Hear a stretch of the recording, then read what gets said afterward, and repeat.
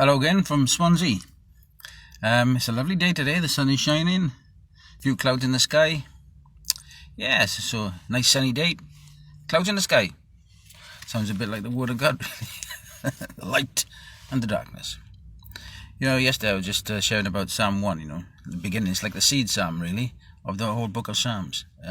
It's just like the book of Psalms to me is it's really like how David fought the battles for the kingdom. It's like the intercessory book of the Bible. And you got the first one says about trees planted by rivers of living water, producing the fruit every season. It's like giving you a snapshot of what he wants you to do and be like. And then the last Psalm 150 was the one when everything that has breath was praising the Lord.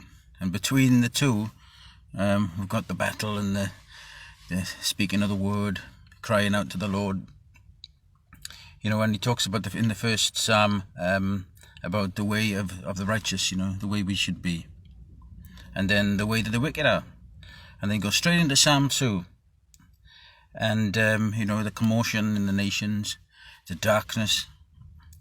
And then this is, as I'm sharing a message, I'm in the message version of the Bible. Sounds appropriate. It says in Psalm 2, "Why the big noise, nations? Why the mean plots, people? Earth leaders push for position." Does that sound familiar? Demagogues and delegates meet for summit talks. Sounds like what's happening in the world. The God deniers, the Messiah defiers. Let's get free of God. Cast loose from Messiah. Heaven-throned God breaks out laughing. At first he's amused at the presumption. Then he gets good and angry. Furiously, he shuts them up. Don't you know there's a king in Zion? A coronation banquet is spread for him on the holy hill. Let me tell you what God said next. He said, "You're my son, and today is your birthday.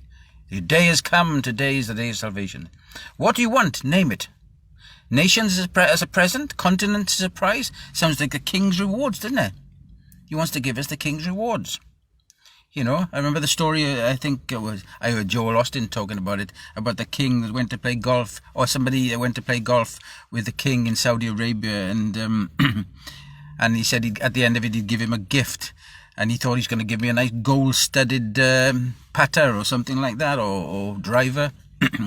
And he actually had given him a title deed for a golf course. And I thought kings think differently. So he's like God saying, "What do you want? Do you want the nations as a present? Continents as a prize? You can command them all to dance for you, or throw them out with tomorrow's trash. It's your decision. So, rebel kings, use your heads. Upstart judges, learn your lesson. Worship God in adoring embrace. Celebrate in trembling awe. Kiss Messiah. Your very lives are in danger, His anger is about to explode. But if you make a run for God, you won't regret it." That sounds good, doesn't it? It's a bit of an interesting one. Make a run for God, and you won't regret it. So there, if you're thinking today, which way am I going to go? Am I going to be for God or against God? Do I want the nations as an inheritance? Do I want my inheritance? You decide. Today is the day of salvation. Now is the time. Think about it and have a nice day. We are called to rule and reign with Christ.